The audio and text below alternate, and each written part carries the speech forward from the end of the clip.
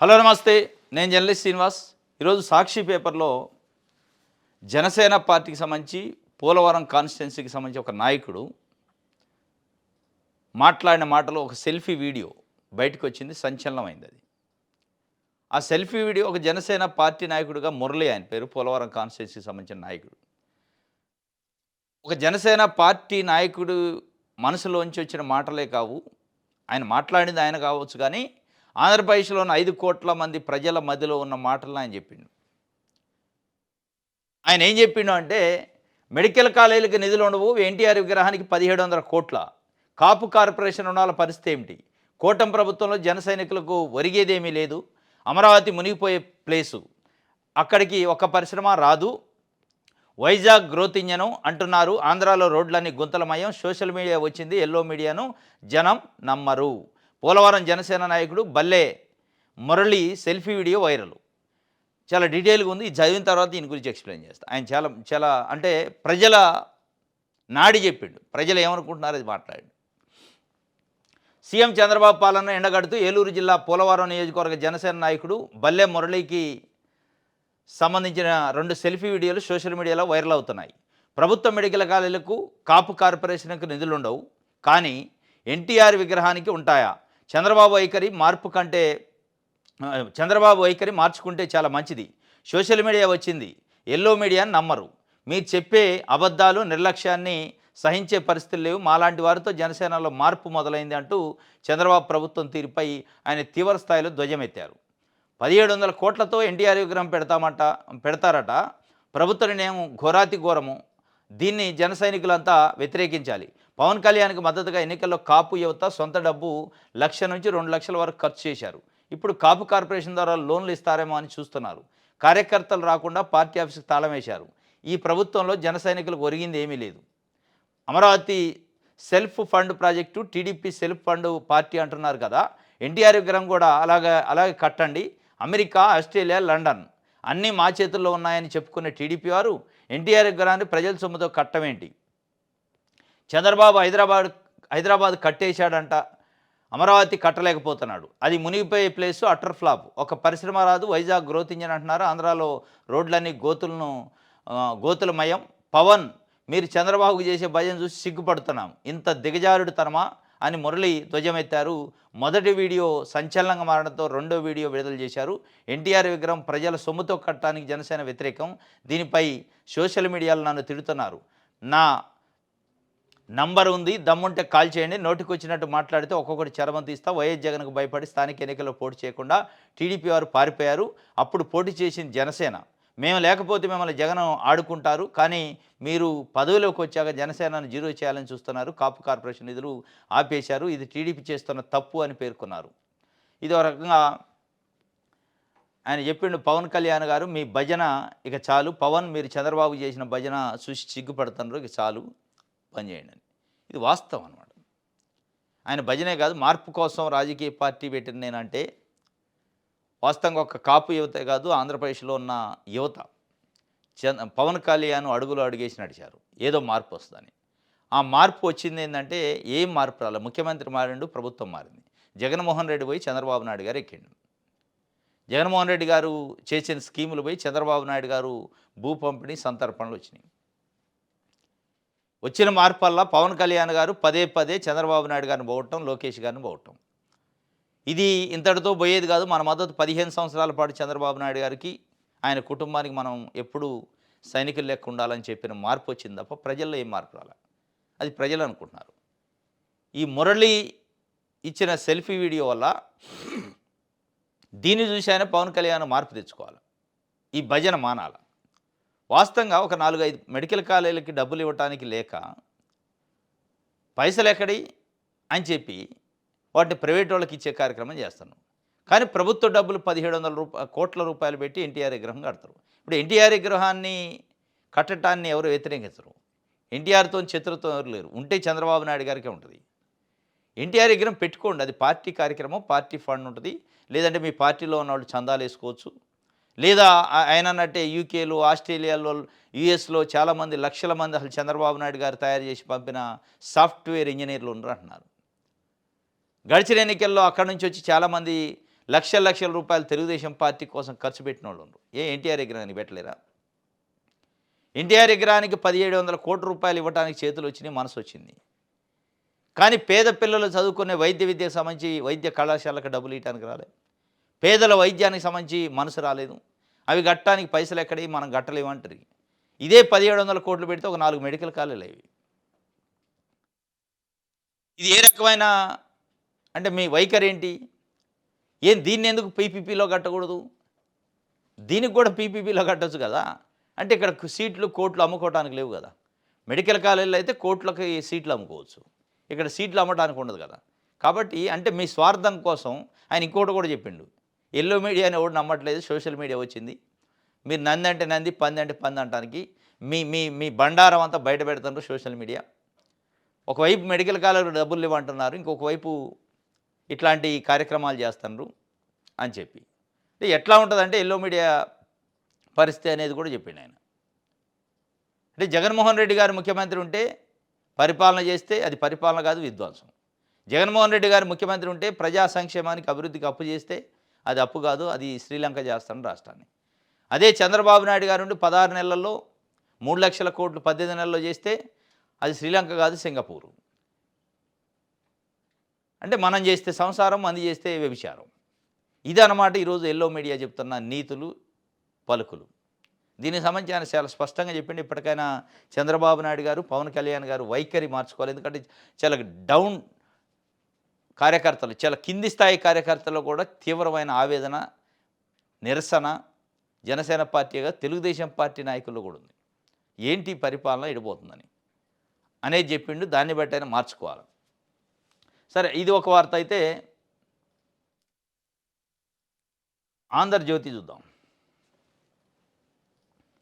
Right. Hydrogen వ్యాలీగా AP, pumped storage, wind solar పవర్కు రాష్ట్రం అనుకూలం. హైడ్రోజన్ వ్యాలీ, ఇంకోటి ఏంది అది AI valley, quantum valley, quantum hub, AI hub, ఈ అన్ని హబ్బులు పోతున్నాయి. తిండి పెట్టి గింజలు పండించుకునే రైతులకి ఇప్పుడు అన్నపూర్ణ ఆంధ్రప్రదేశ్ అంటారు. అన్నపూర్ణ తీసుకుపోయి ఎండ పెట్టేసి ఏ హబ్బు, క్వాంటమ్ వ్యాలీ, ఇంకేదో హైడ్రోజన్ హబ్బు పెట్టండి. హైడ్రోజన్ హబ్బులు మొత్తం దీనిపైన మీకు కాన్సన్ట్రేషన్ ఉంటే ఇప్పుడు ఈరోజు దావోస్ వెళ్తున్నారు. దావోస్ 5 రోజుల పాటు కార్యక్రమం. చంద్రబాబు నాయుడు గారు, నారా లోకేష్ గారు లాస్ట్ టైం పోయారు. విమానం ఖర్చులు కూడా రాని పరిస్థితి. ఇప్పుడు మళ్ళీ ఈరోజు వెళ్తున్నారు. ఇప్పుడు వీళ్ళ అధ్యయనం కానీ, వీళ్ళ స్టడీ కానీ, వీళ్ళ కాన్సన్ట్రేషన్ కానీ ప్రైవేటు కంపెనీలని, పెట్టుబడిదారులను ఎట్లా తీసుకురావాలి, వాళ్ళకి భూములు ఎట్లా ఇవ్వాలి అనేది ఆయన పైన చేస్తున్నారు. అసలు వాళ్ళకి ఎలక్షన్స్లో మేనిఫెస్టోలో వాళ్ళకి ఏమీ హామీలు ఇయ్యరు. కానీ ఈయన హామీలు అమలు అవుతున్నాయి. ఎలక్షన్లో ప్రజలకి ఇచ్చిన హామీలు అమలు కావట్లేదు. మహిళలకు 1500 ఇస్తా అన్నారు, నిరుద్యోగులు ఇస్తా అన్నారు. ఇటువంటి అనేక ఉన్నాయి అమలు కావట్ల. వాటిపైన అధ్యాయం లేదు. వాస్తవంగా ఈరోజు ఆంధ్రప్రదేశ్లో విద్యా వైద్యం పైన ఒక్కసారి కూడా అధ్యయనం కానీ, చర్చ కానీ, ఒక వర్క్షాప్ కానీ జరిగిన పరిస్థితి లేదు ప్రభుత్వం వైపు నుంచి. కానీ దావోసులు అయితే వెళ్ళటానికి టైం ఉంటుంది. ఇండస్ట్రియలిస్టులతో సిఐ పెట్టడానికి ఇవి ఉంటాయి, సమితులు పెట్టడానికి. ఇప్పుడు అదే ఇక్కడ ఉన్న ప్రజల కోసం, ఇక్కడ ఉన్న రాష్ట్రంలో ఉన్న బడుగు బలహీన వర్గాల ప్రజల కోసం వాళ్ళ విద్య, వైద్యం, వాళ్ళకు మౌలిక వస్తువులు, వాళ్ళ జీవన విధానం, వాళ్ళ జీవన స్థాయి పెంపు, వాళ్ళ ఆర్థిక వనరుల పెంపు పైన ఏదైనా అధ్యాయం జరిగిద్దని జరగదు. ఒకటే జరిగిద్ది, రండి పెట్టుబడిదారులారా, మీ పెట్టుబడికి మాది పూచి, ఏది కావాలా తీసుకోండి, నీళ్ళు కావాలా, భూమి కావాలా, కరెంటు కావాలా తీసుకోండి, ఎక్కడుందో చెప్పండి, ప్రజల దగ్గర గుంజి మీకు ఇస్తాం అని చెప్పి అధ్యయనం మొత్తం దానిపైన చేస్తారు తప్ప ప్రజలకు సంబంధించిన మౌలిక వస్తువులు, వాళ్ళ విద్య, వాళ్ళ వైద్యం, వాళ్ళ బతుకు, వాళ్ళ జీవనం, వాళ్ళ దాని గురించి అధ్యయనం లేదు. దాన్ని పూర్తిగా పడేశారు. మీరు తెచ్చే కంపెనీలు ఎవరు చేయాలి ఉద్యోగాలు? ఎంతమందికి ఉద్యోగాలు వస్తాయి? మీరు మొత్తం పెట్టుబడిదారులతో పెట్టుబడులు తెచ్చి కంపెనీలు పెడితే ఉద్యోగాలు వస్తాయి, అయిపోద్దా? రాష్ట్రం మొత్తం సస్యశ్యామలం అవుతా? అదొక కాంపోనెంట్ అంతే. అదొక అంశం. అసలు మౌలికంగా ఉన్న వ్యవసాయ రాష్ట్రం ఇది. వ్యవసాయదారులని, రైతుల్ని ఆదుకోకుండా, అన్నదాతను ఆదుకోకుండా, వాళ్ళ గురించి అధ్యయనం జరగకుండా, వాళ్ళ గురించి చర్చ జరగకుండా, వాళ్ళ గురించి మీరు ఎప్పుడైనా టైం పెట్టారా?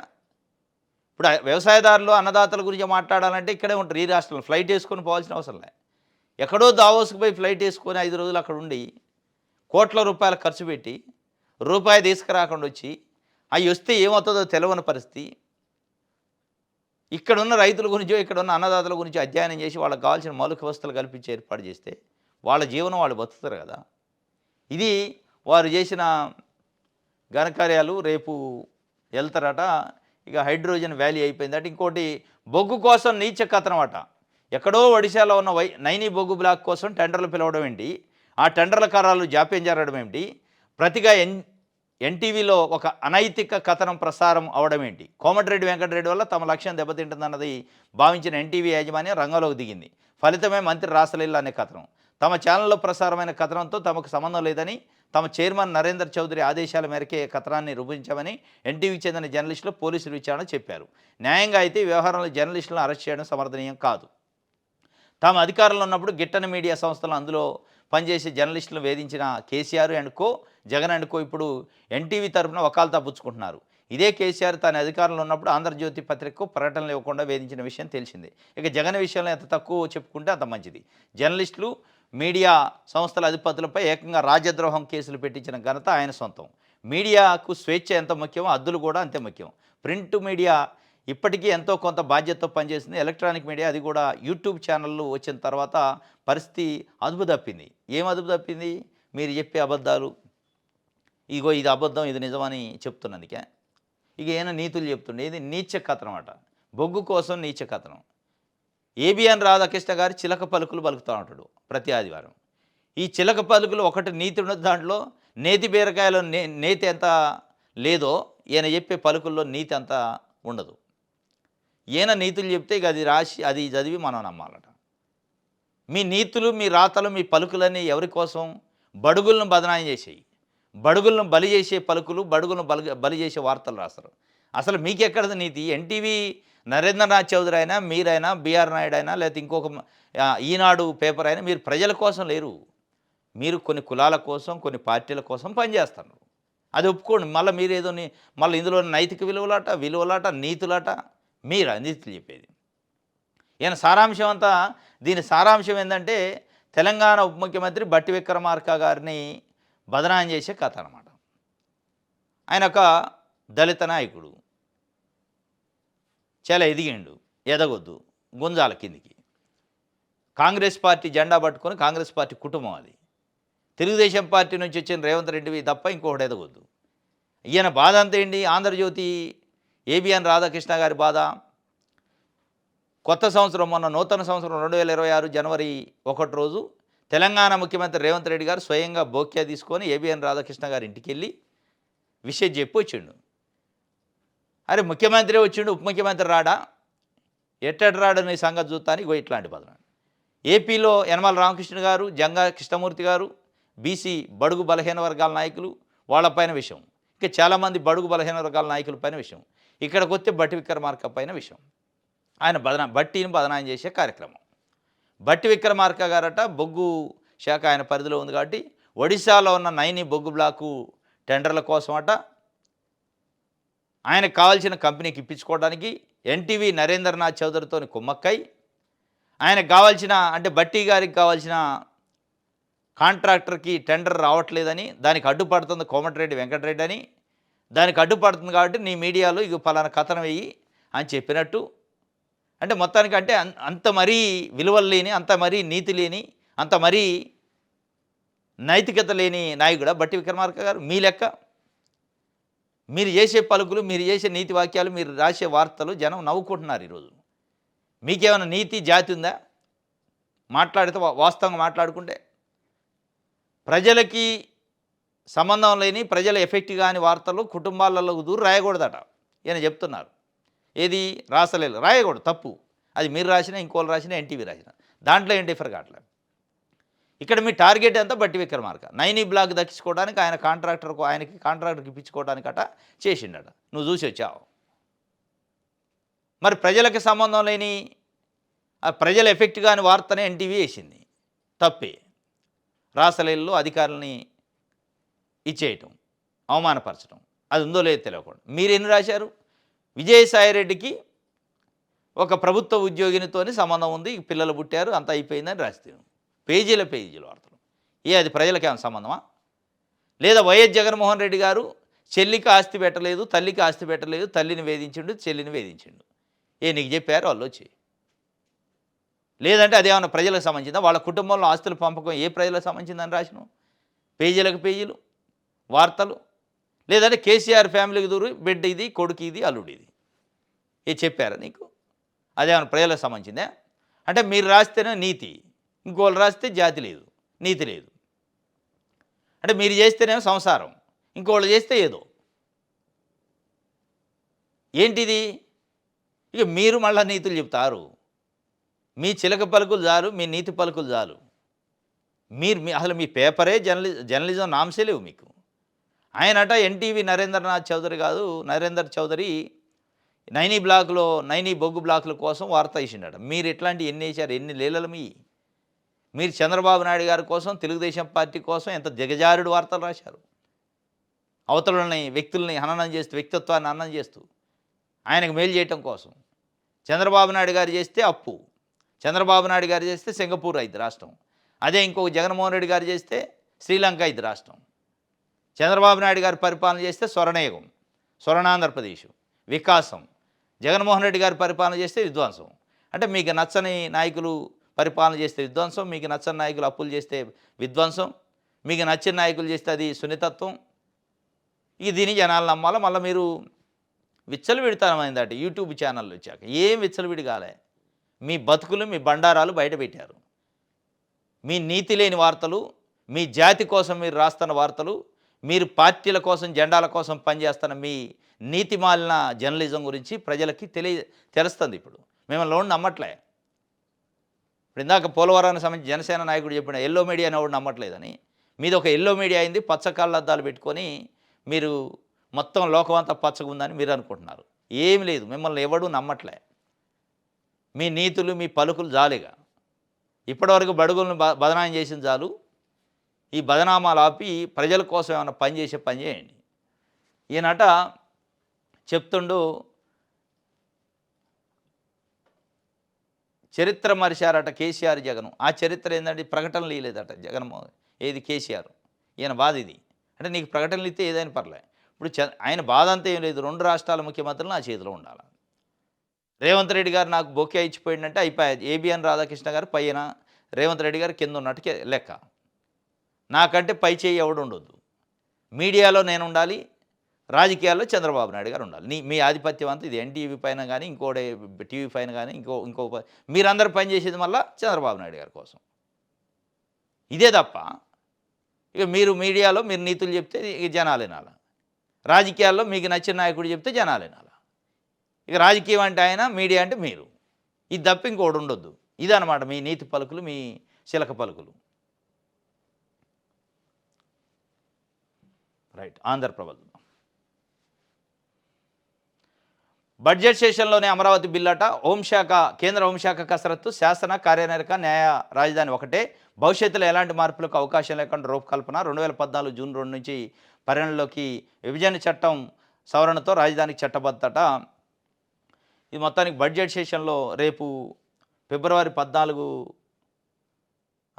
14 వరకు ఉన్నాయి బడ్జెట్ సమావేశాలు. 14 నుంచి మళ్ళీ మార్చి 8 వరకు విరామం ఉంది. మార్చి 9 నుంచి మళ్ళీ ప్రారంభమైంది ఏప్రిల్ 2 వరకు. ఫిబ్రవరి 1 నుంచి 14 వరకు బడ్జెట్ సెషన్ ఉంది. మొదటి ఫేజ్ 1, ఫేజ్ 2 పెట్టారు. మళ్ళీ మధ్యలో విరామం ఇచ్చి ఫిబ్రవరి 9 నుంచి మళ్ళీ ఉంటుంది సెకండ్ ఫేజ్. మరి ఫస్ట్ ఫేజ్లోనే పెడతారు. అమరావతి రాజధానికి చట్టబద్ధత పార్లమెంట్లో కల్పించడానికి అని చెప్పి. ఇది కూడా ఏంటంటే 18 నెలల తర్వాత చంద్రబాబు నాయుడు గారు గుర్తొచ్చింది.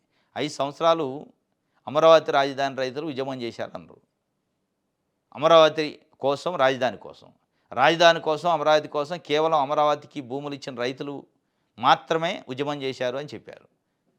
మరి అమరావతి కోసం ఉద్యమం చేసిన రైతులు, నష్టపోయిన రైతుల గురించి 18 నెలలు ఎందుకు కాగల? మొదటి సంతకం దానిపైన పెట్టొచ్చు కదా. అమరావతిని చట్టబద్ధ కల్పించే దాంట్లో ఇప్పటికి అయిపోవు కదా.